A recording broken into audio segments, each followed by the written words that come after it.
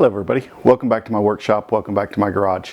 What I want to do on this video is this is just going to be a quick time lapse through guitar number 2.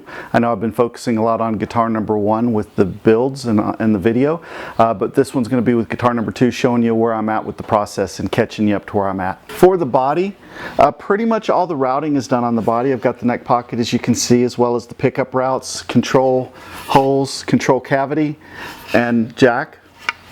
This body's going to get a lot of shaping and a lot of contouring, especially up here in the belly carve area. And then, of course, we'll be looking at getting the neck on this one as well. But this one's the body for guitar number 2, and that's what this video is going to be going over, to kind of where I'm at with that. And then for the neck for guitar number 2, I'm going to bring you up to speed on where I'm at with that. Right now, I've got the fingerboard on and radiused, along with the fret dots and frets slots cut.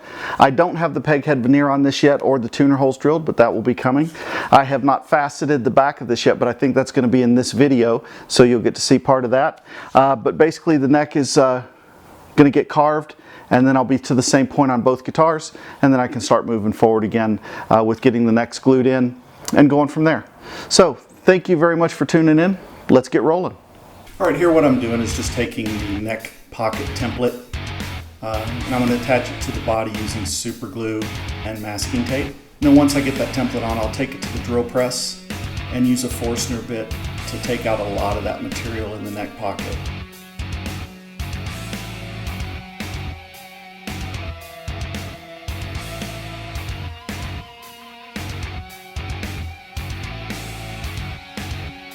As I drill out this material, I'm not going as deep as what I want the neck pocket to actually be. I'm actually leaving about 1/8 of an inch where I can fine tune it with the router to get the depth just perfect.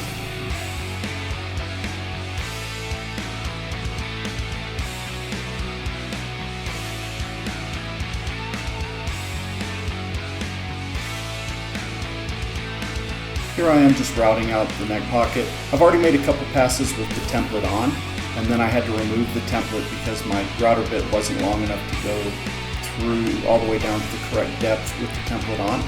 But as I already had straight sides in the neck pocket, now I can just use the neck pocket as the template. I do check it with the depth gauge as I'm going, usually taking off about a 32nd of an inch at a time until I get to the right depth. Here I am just doing the neck pickup route. Very little had to be routed here because of the fact that most of it was already in the neck pocket area.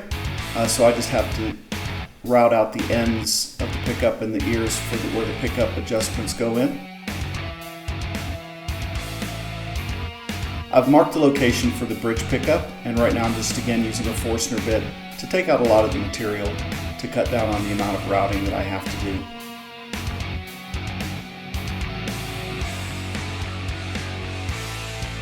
As you can see, quite a bit of material is already removed, and again I'm going to attach the routing template using super glue and masking tape.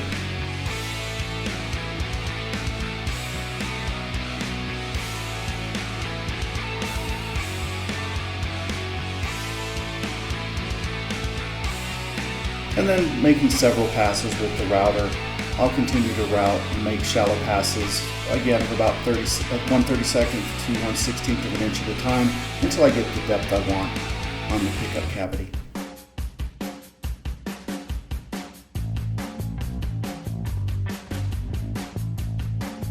Here I am just drilling the control hole locations using a 1/8 inch bit to go all the way through the body for the tone, the volume, and the pickup selector switch. And here I am just marking out the location of where the control cavity is going to be. And once I get that the lines drawn, what I'll do is I'll take and build basically a template using some MDF board that I have that I know has a straight edge on it to line it up. Super glue and masking tape that into place. Again, I'll use the drill press and a Forstner bit to get the majority of the material out, and then use the router to get down to the correct depth and to clean everything up.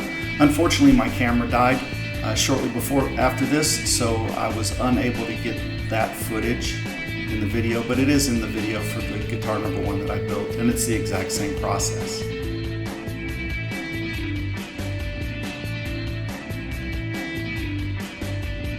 Basically, you can see the square or rectangle, and what I'll do is I'll just use straight edges along that as a template.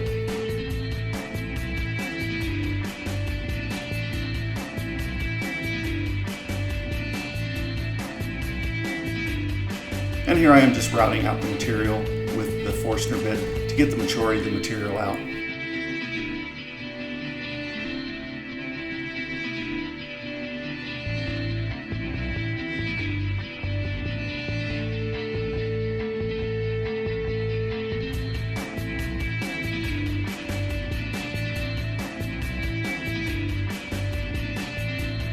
Here I am cutting the fret slots in the fretboard. I'm using the StewMac fret cutting jig with the template on it. Basically you connect the fretboard to the template and it's got notches in it that spaces out the frets. I'm using a 25.5-inch scale and the 24 frets on this. And then you can also set the guides on the side to where the saw will only go down a certain amount, so you really don't have to worry about anything once you get it set up.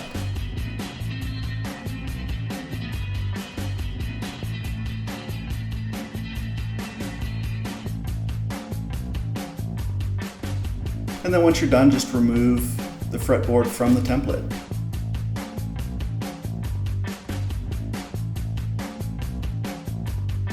So what I'm doing here is I've dry clamped the fretboard to the neck blank, and I'm drilling a 1/16 inch hole at the 2nd fret, and then another one down at the 24th fret. And what I'll use is a toothpick in that hole to help align the fretboard with the neck when I glue the fretboard on. I'm putting tape right now over the truss rod cavity so I don't get glue down into the truss rod cavity when I spread my glue on.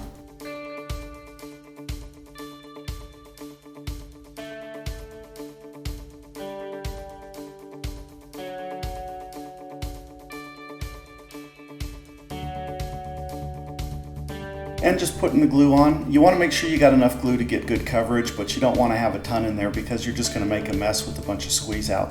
So make sure you got the glue spread nice and evenly across your gluing surface. You can see the toothpick sticking up on those pilot holes that I drilled.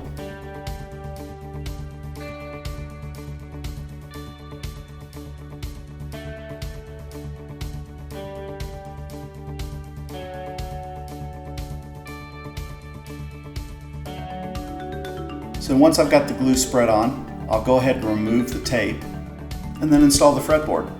And with those guide pins, it keeps the fretboard from sliding as you clamp it down to ensure you keep it on the center line and everything straight. And then just clamp it up. You'll find you'll never have enough clamps.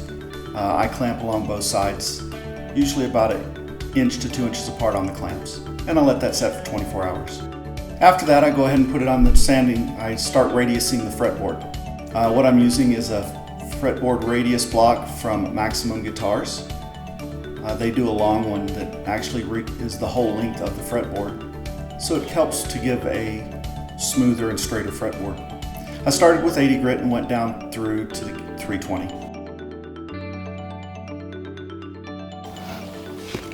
All right, so it is all radiused down to 12.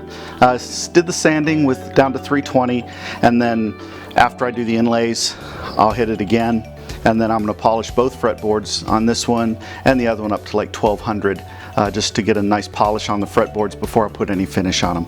But yeah, it came out looking really nice. That's a really nice Birdseye figure in there. And next step is to start doing the inlays. For the inlays, I wanted to use offset inlays on this neck, basically with the 3rd through the 12th fret being at the top of the fretboard and the 15th through the 24th fret being at the bottom of the fretboard. So I went in approximately 3/8 of an inch down the edge of the fretboard, and then I went and I found the center between each fret where I was going to put a marker, and I marked those locations.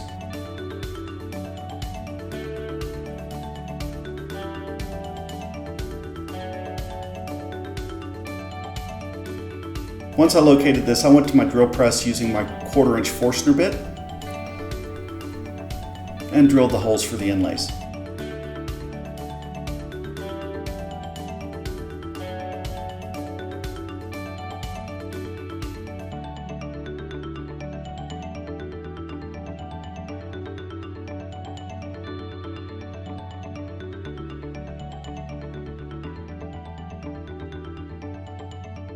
Here I'm just gluing the dots in. I'm using abalone dots, super gluing them into the holes. It helps to save some of the sawdust from when you were sanding and radiusing your fretboard, because if you do have any gaps around the inlays, it's good to put a little sawdust in there to fill that gap before you put the super glue on.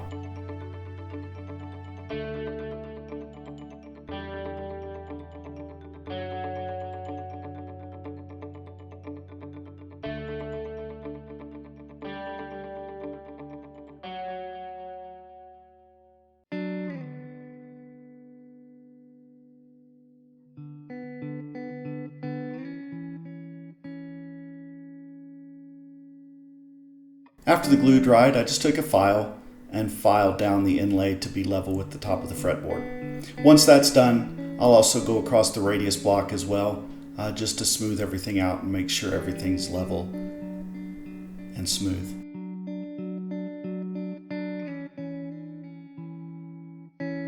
Doing this ensures that the dots are even with the top of the fretboard.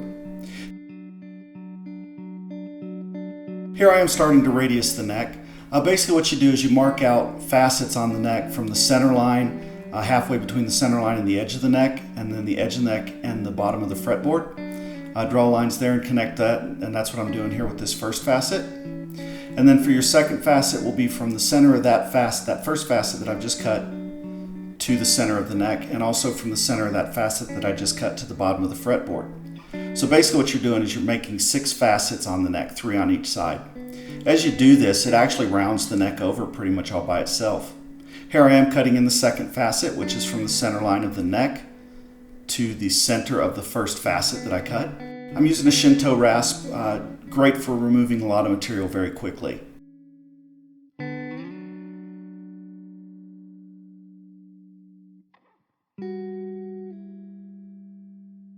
And here I am going from the center of the facet down to the bottom of the fretboard. And as you can see, as I go through this process, it pretty much rounds the neck over. At this point, I haven't used any sandpaper.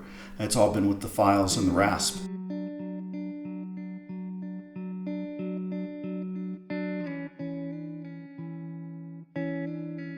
Here I'm gluing on the peg head template so I can get the tuner holes done. Again, I'll use masking tape and super glue to do this.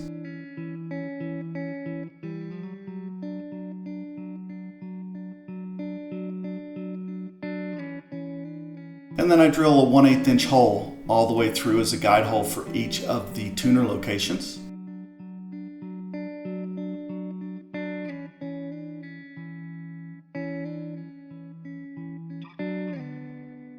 Once I get that done, I can take the template off, and I've got a 10mm brad point bit that I'll use to drill the tuner holes. You'll notice I'm not going all the way through the peg head at this point. I'm drilling from the back, going about halfway in. And then what I'll do is I'll flip the neck over and go from the front and drill the rest of the way in. That way it meets up the 2 holes and it prevents tear out either from the front or from the back of the headstock.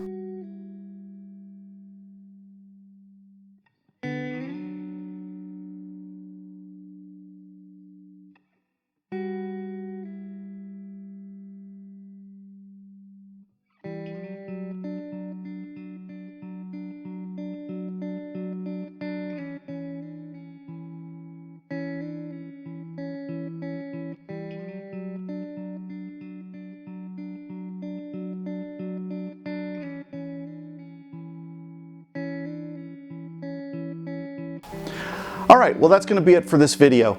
Thank you very much for tuning in. Please, if you got any suggestions or things you'd like to see, please list it in the comments below. Also, please click like and subscribe if you like what I'm doing. And until next time, stay safe and take care.